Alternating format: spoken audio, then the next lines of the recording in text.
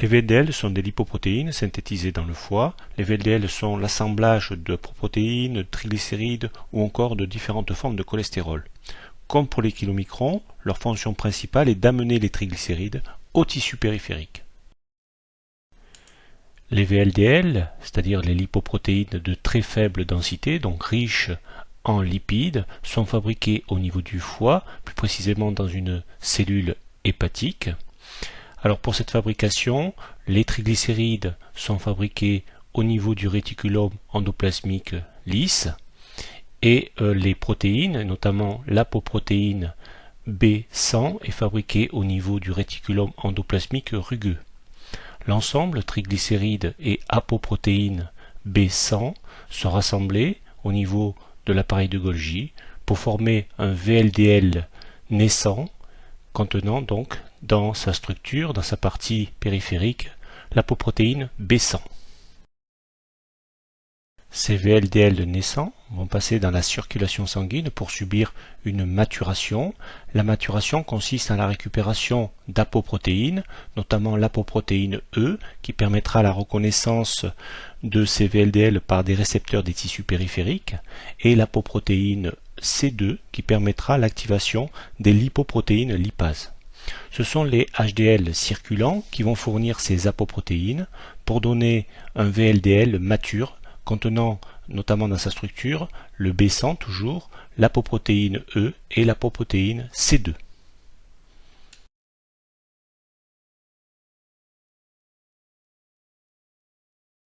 Ensuite, ces VLDL matures vont partir vers les tissus périphériques qui ont besoin des triglycérides, notamment les cellules musculaires.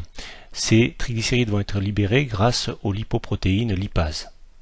Les acides gras qui sont récupérés des triglycérides vont servir au métabolisme musculaire, notamment par transformation en ACOA, etc. jusqu'à l'ATP. Ces VLDL peuvent aller aussi alimenter d'autres tissus, comme le tissu adipeux. Comme pour les cellules musculaires, une lipoprotéine lipase va permettre la libération notamment d'acides gras qui vont être métabolisés, cette fois-ci en triglycérides, puisque la finalité du tissu adipeux est de faire des réserves de triglycérides.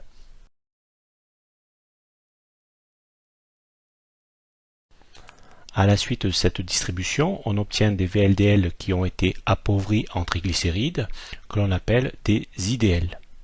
Ces IDL peuvent être recyclés au niveau des cellules hépatiques.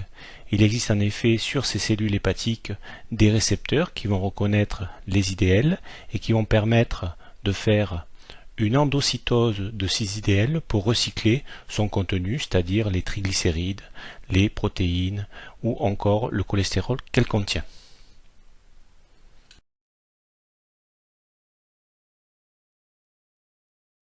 Ces IDL peuvent subir une deuxième voie, une transformation en LDL. Les LDL sont des lipoprotéines encore plus denses. Elles ont perdu à nouveau des apoprotéines, notamment l'apoprotéine E, des triglycérides ou encore des phospholipides qu'elles ont distribués au HDL.